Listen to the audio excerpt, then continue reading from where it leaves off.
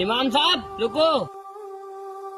इमाम साहब इसमें पूरे 10 लाख रुपए हैं, इसे मस्जिद में लगा देना और मस्जिद का सारा काम करा देना। भाई साहब ये पैसे आप अपने साथ ले जाओ, ये पैसे मस्जिद में नहीं लगेंगे। इन पैसों से मस्जिद का कोई काम नहीं होगा। मस्जिद में 5 लाख का कम है, मैं फिर भी तुमको 10 लाख रुपए दे रहा हूँ। वो बात ठीक है, इन पैसों से 2 मस्जिद बन सकती हैं। बहरहाल ये पैसा मस्जिद में नहीं लग सकता। जब आपको पैसे चाहिए नहीं थे तो मस्जिद में चंदे का ऐलान करवाया ही क्यों? देखो मुझसे बहस मत करो, अपने पैसे उठाओ और जाओ। और वैसे भी बच्चों को पढ़ाई का टाइम हो गया। चलो अब मस्जिद के मुतवल्ली से बात होगी।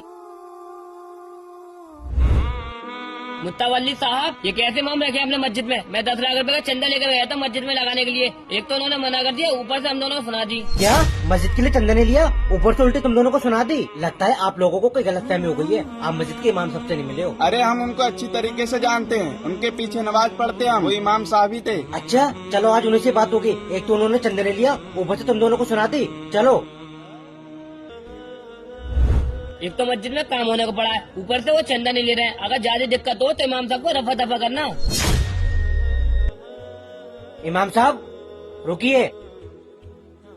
अरे मुतवल्ली साहब आप सब खैरियत तो है? ये मस्जिद के लिए इतना चंदा लेकर आए थे, अपनी पूरी मस्जिद बनकर तैयार हो जाती और आपने जल्दी करके इनको भगा दिया। देखो मुतवल्ली साहब, मैंने इन भाई साहब को समझाया, इनका पैसा अपने मस्जिद में क्या किसी मस्जिद में नहीं लग सकता। देखा आपने, अब हमारी वो बहुत बेइज्जती थी। अब इन इमाम साहब को जल्दी से रफा दफा करो। इमाम साहब अब अपना दाना पानी और कहीं देख लो। भले ही आप मुझे मस्जिद से निकाल दो, लेकिन फिर भी मैं आपको बता रहा हूँ, इनका पैसा मस्जिद में मत लगाना। हाँ तो बताओ मेरा पैसा मस्जिद में क्यों नहीं लगेगा? सुनना चाहते हो तो सुनो मुतवल्ली साहब, ये अपने घर में जुआ खिलवाते हैं और उसी से पैसे कमाते हैं। और तो और ये ब्याज का काम भी करते हैं। और सबसे बड़ी बात, इन्होंने गरीबों की जगह पर कब्जा कर लिया और अपना घर बना लिया।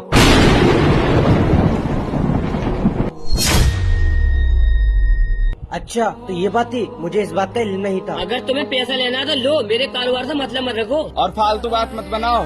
तुम्हें शर्म नहीं आ रही है? हराम का पैसा मस्जिद में लगाना चाहते हो? अगर तुम्हें पैसा लगाना ही है तो मेहनत का लगाओ। अगर तुम 1 रुपया भी लगाओगे तो तुम्हें उसका 70 गुना सवाब मिलेगा। देखो बातों का बुरा मत मानो और हराम काम से बचो। मर के चले आओगे, हराम का पैसा बच्चों के लिए छोड़ के चले जाओगे।